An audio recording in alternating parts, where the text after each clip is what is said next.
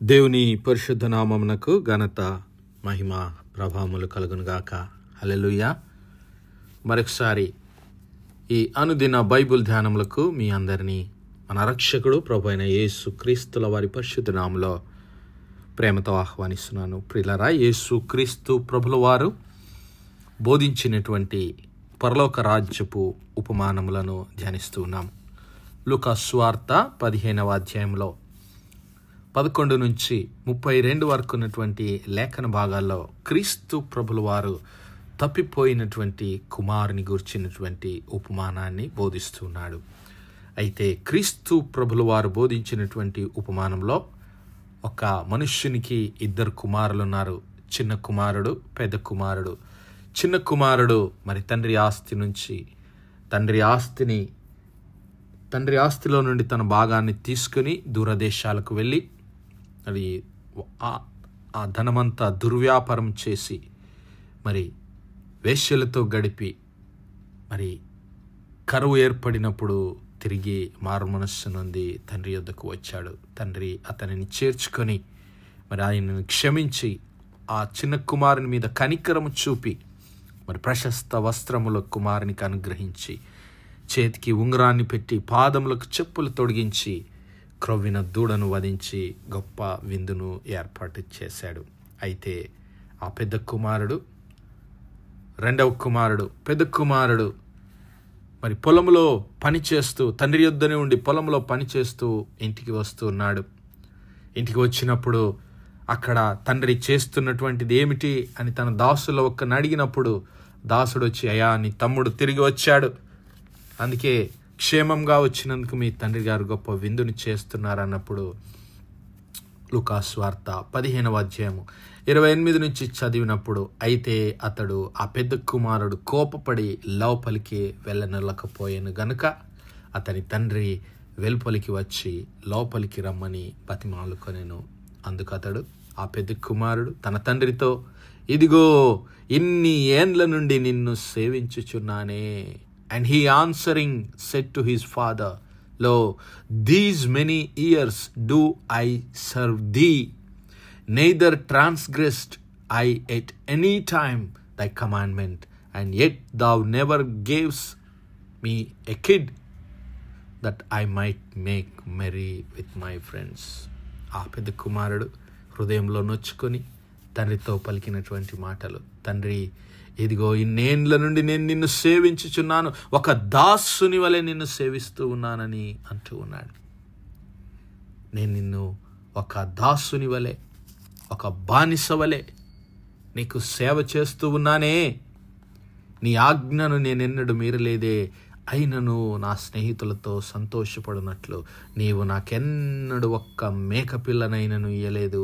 అయితే నీ ఆస్తిని వేశ్యలతో తినివేసిన ఈ నీ కుమారుడు రాగానే వీని కొరకు క్రొవ్విన దూడను వధించితివని చెప్పాను. ప్రియులారా, ఇక్కడ ఈ పెద్ద కుమారుడు పలికినటువంటి మాటలను మనం గమనిస్తే ఆ పెద్ద కుమారుడు ఏమంటున్నాడంటే, తండ్రి, నేను ఇన్ని రోజులుగా నీతో ఉండి నీకు సేవ చేస్తూ ఉన్నాను, ఒక బానిస వలె, ఒక దాసుని వలె నీకు సేవ జరిగిస్తున్నాను, నేనెన్నడూ నీ ఆజ్ఞను మీరలేదని తన హృదయంలో ఉన్నటువంటి ఆ యొక్క మరి స్థితిని, ఆ హృదయంలోని మరి తన యొక్క యాటిట్యూడ్, తన యొక్క మరి స్థితిని, తన యొక్క మరి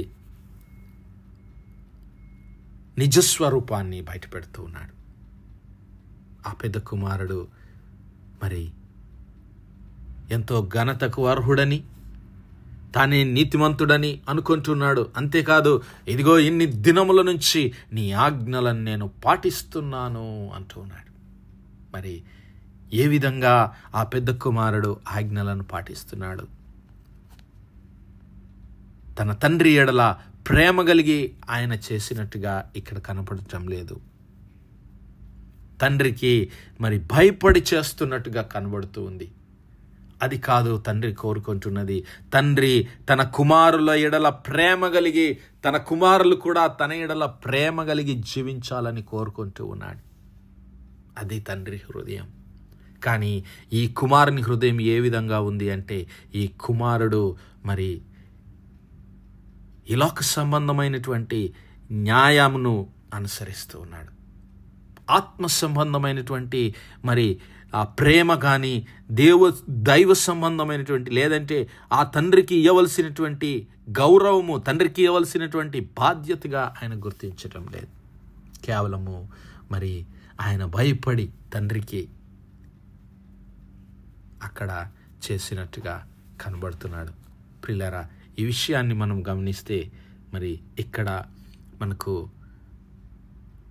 బోధపడే అంశం ఏమిటి అంటే, ప్రియులారా, అతడు మరి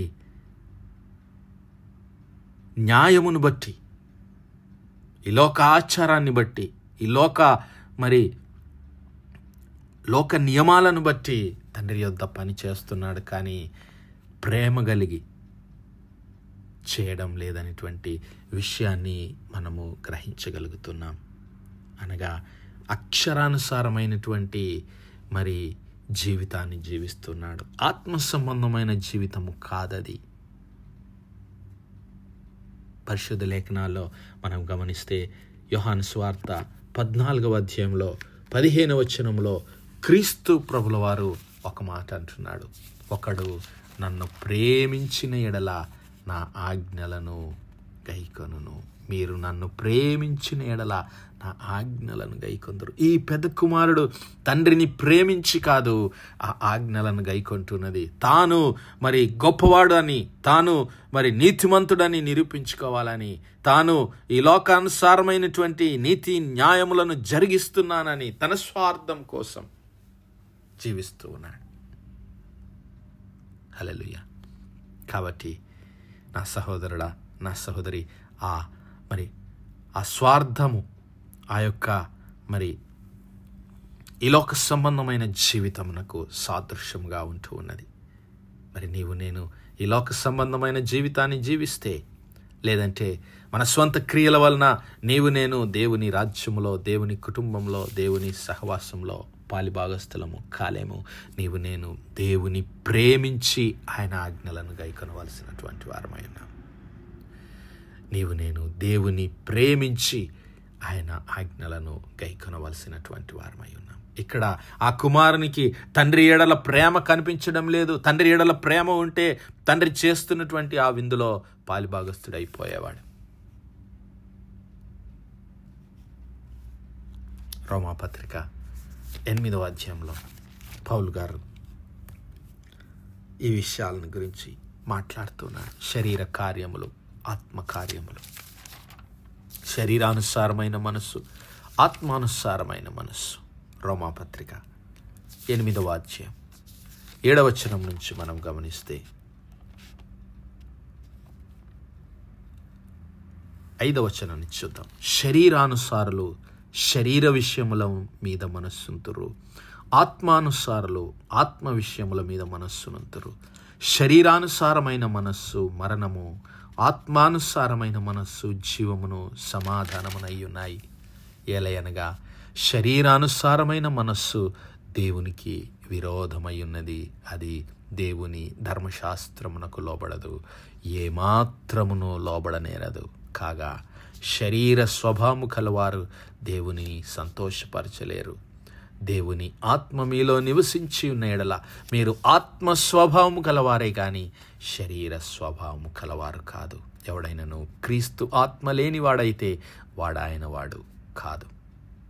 హల్లెలూయా. ఇక్కడ మరి క్రీస్తు ప్రభుల వారు దేవుడు ఈ యొక్క తండ్రికి సాదృశ్యంగా ఉంటున్నాడు. ఆ తండ్రి యొక్క ప్రేమ ఈ కుమారునిలో కనిపించడం లేదు.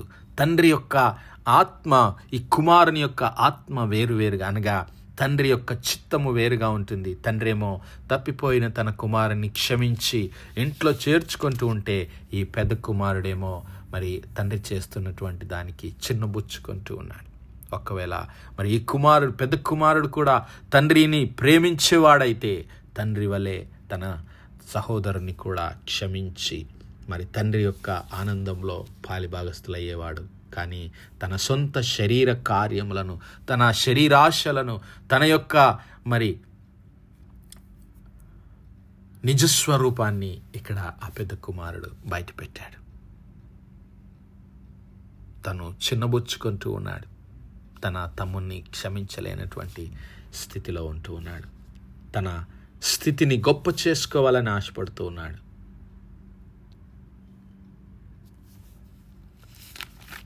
తండ్రి చిత్తాన్ని, తండ్రి ప్రేమను గ్రహించలేనటువంటి స్థితిలో ఉంటూ ఉన్నాడు. మరి శరీర కార్యములకు సాదృశ్యంగా అతడు మనకు కనబడుతూ ఉన్నాడు. గలతీ పత్రిక 3వ అధ్యాయం 10వ వచనాన్ని మనం ఒకసారి గమనిస్తే, ధర్మశాస్త్రము విధించిన క్రియలకు సంబంధులందరూ శాపమునకు లోనయ్యున్నారు. ఎందుకనగా ధర్మశాస్త్ర గ్రంథమందు వ్రాయబడిన విధులన్నిటియు చేయుటయందు నిలకడగా ఉండని ప్రతివాడును శాపగ్రస్తుడని వ్రాయబడి ఉన్నది. ఏలయనగా ధర్మశాస్త్రము చేత ఎవడును దేవుని ఎదుట నీతిమంతుడని తీర్చబడడను సంగతి స్పష్టమే. ఎలయనగా నీతిమంతుడు విశ్వాస మూలముగా జీవించును. హల్లెలూయా. ఆ యొక్క పెద్ద కుమారుడు తన క్రియల వలన తండ్రిని సంతోషపరచాలని ఆశపడుతున్నాడు. కానీ తండ్రి చిత్తాన్ని గ్రహించటం లేదు. తండ్రి యొక్క మరి సహవాసం, తండ్రి యొక్క ప్రేమలో పాలిభాగస్తుడు కావటం లేదు. తన యొక్క మరి స్థితిని హెచ్చించుకోవడానికి ఆశపడుతూ ఉన్నాడు. అందుకే అక్షరానుసారమైన జీవితము, లోకానుసారమైన జీవితము అది మరి మరణమునకు నడిపిస్తుందని పౌలు గారు అంటూ ఉన్నాడు. 2వ కొరింథీ పత్రిక 3వ అధ్యాయం 4 నుంచి మనం గమనించినట్లయితే, కొరింథీలకు రాసినటువంటి 2వ పత్రిక 3వ అధ్యాయం 3 నుంచి, రాతి పలక మీద గాని సిరాతో గాని వ్రాయబడక మెత్తని హృదయములను పలకల మీద జీవము గల దేవుని ఆత్మతో మా పరిచర్య మూలముగా వ్రాయబడిన క్రీస్తు పత్రిక అయ్యున్నారని మీరు తేటపరచబడుచున్నారు. క్రీస్తు ద్వారా దేవుని ఎడల మాకిట్టి నమ్మకము కలదు. మా వలన ఏదైనా అయినట్టుగా ఆలోచించుటకు మా అంతట మేమే సమర్థులమని కాదు, మా సామర్థ్యము దేవుని వలననే కలిగి ఉన్నది. ఆయనే మమ్మను క్రొత్త నిబంధనకు అనగా అక్షరమునకు కాదు కానీ ఆత్మకే పరిచారకులగుటకు మాకు సామర్థ్యము కలిగించి ఉన్నాడు. అక్షరము చంపును గాని ఆత్మ జీవింపచేయును. హల్లెలూయా. ఆ కుమారుడు అక్షరానుసారమైన జీవితాన్ని కలిగి ఉన్నాడు. లోకానుసారమైన జీవితాన్ని కలిగి ఉన్నాడు. తండ్రి చిత్తాన్ని గ్రహించలేక తన చిత్తాన్ని హెచ్చించుకుంటున్నాడు. మరి ఈ లోక సంబంధమైనటువంటి ఆచారాలని అనుసరించి తండ్రి చిత్తాన్ని నెరవేర్చానని అనుకుంటున్నాడు. కానీ తండ్రి ఎడల ప్రేమ, తండ్రి యొక్క ఉద్దేశాలు, తండ్రి యొక్క తలంపులు, తండ్రి యొక్క ప్రణాళికలను ఆయన భాగస్థుడు కాలేదు. కాబట్టి నా సహోదరుడా, ఈ లోకానుసారమైన జ్ఞానం, శరీరానుసారమైన జ్ఞానం దేవుని మరి చిత్తాన్ని జరిగించలేదు. మరి నీతిమంతుడు విశ్వాస మూలంగా జీవిస్తాడు. నీతిమంతుడు దేవుని ఆత్మచేత నడిపిస్తాడని చెప్పబడిన ప్రకారము ఆ కుమారుడు శరీర కార్యముల చేత మరి దేవుని సన్నిధిలో నుంచి, తండ్రి సన్నిధిలో నుంచి తప్పిపోయాడు.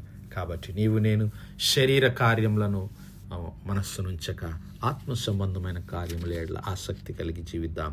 దేవుని చిత్తాన్ని నెరవేర్చడానికి తీర్మానం చేసుకుందాం. అతి కృప, అతి ధన్యత దేవుడు మనందరి జీవితాల్లో దయచేయను గాక. ఆమేన్, ఆమేన్, ఆమేన్. ప్రార్థించుకుందాం.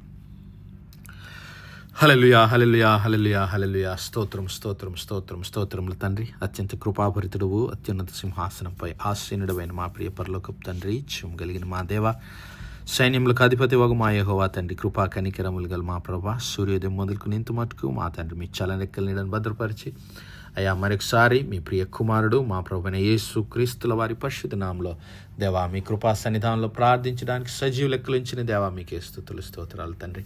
దినమెల్లా మీ యొక్క పరిశుద్ధాత్మ సహాయము, ఆదరణ, కాపుదల, సహవాసాన్ని మాకు అనుగ్రహించిన తండ్రి మీకే లెక్కలేని స్తుతులు, స్తోత్రాలు చెల్లిస్తున్నాం. అవును మా తండ్రి, మేమందరము అక్షరానుసారమైన జీవితాన్ని కాకుండా శరీర కార్యములను బట్టి కాక మీ ఆత్మచేత నడిపించబడి మీ చిత్తమును ఎరిగి అయ్యా మీ నామాన్ని హెచ్చించి మీ నామాన్ని మహిమపరిచి గణపరిచి మీ సాక్షులుగా ఈ లోకంలో జీవించే కృప దయచేయమని అయ్యా మీ ప్రణాళికల చొప్పున మీ యొక్క మహిమార్థమై లోకంలో మీ సాక్షులుగా జీవించే కృప దయచేయమని, సమస్త మహిమ ఘనత ప్రభావాలు మీ నామానికే చెల్లిస్తూ మా ప్రభును మీ ప్రియకుమారుడు మా రక్షకుడైన యేసు క్రీస్తుల వారి పరిశుద్ధ నామమున ప్రార్థించి వేడుకుంటున్నాం మా పరలోకపు తండ్రి. ఆమేన్, ఆమేన్, ఆమేన్. God bless you all. Praise the Lord. Shalom.